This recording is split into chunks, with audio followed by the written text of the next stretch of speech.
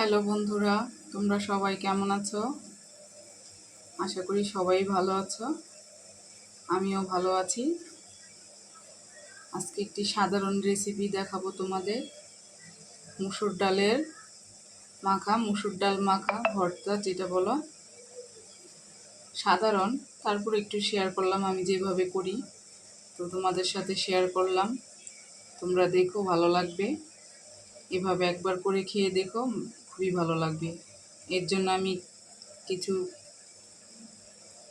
শুকনো মরিচ ভেজে গুঁড়ো করে নিয়েছি, সাথে সাথে গুঁড়ো করে রেখেছি, কারণ একটু লবণ দিয়ে, না হলে তো এই নরম হয়ে গেলে আর গুঁড়ো করা যায় না।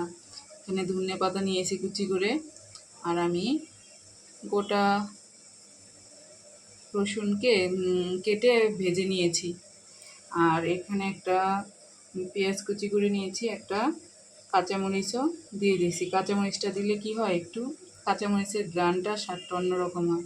এখানে আমি কাঁচামরিচ দিয়ে আর এটা দিয়ে আমি একটু লবণ দিয়ে, মরিচ দিয়ে, আর পেঁয়াজ দিয়ে একটু মেখে নেব।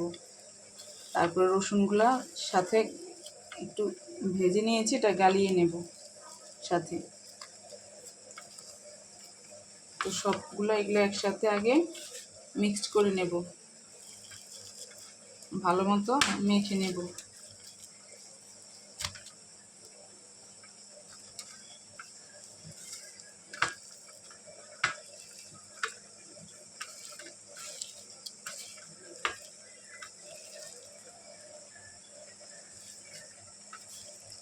তো তোমরা একবার এভাবে করে দেখো, ভালো লাগবে।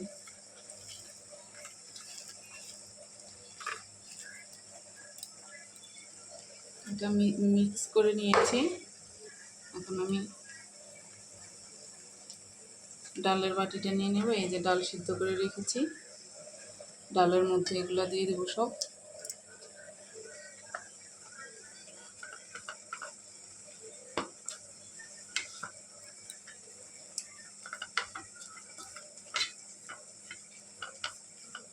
খুব সাধারণ রেসিপি, সবাই এটা করে, তারপরে একটু আমি তোমাদের সাথে শেয়ার করলাম।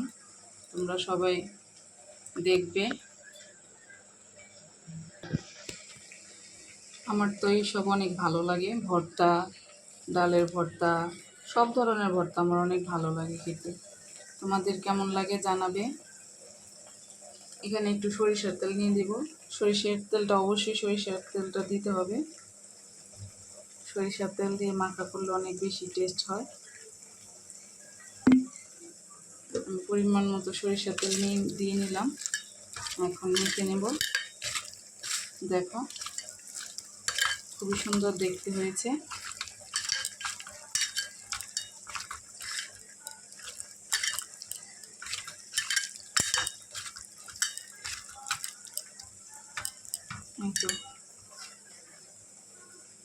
মুসুর ডালের মাখা বা ভর্তা রেডি।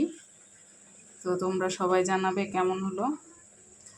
যদি ভালো লাগে লাইক কমেন্ট করে, আর আমার নতুন বন্ধুরা যারা দেখবে প্লিজ একটু সাপোর্ট করবে, সাবস্ক্রাইব করে পাশে থাকবে, বেল আইকনটিও দিয়ে নেবে।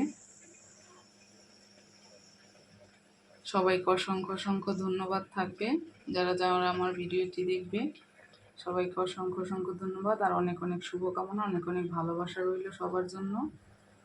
সবাই প্লিজ আমার ভিডিওটা দেখে জানাবে কেমন লাগলো তোমাদের।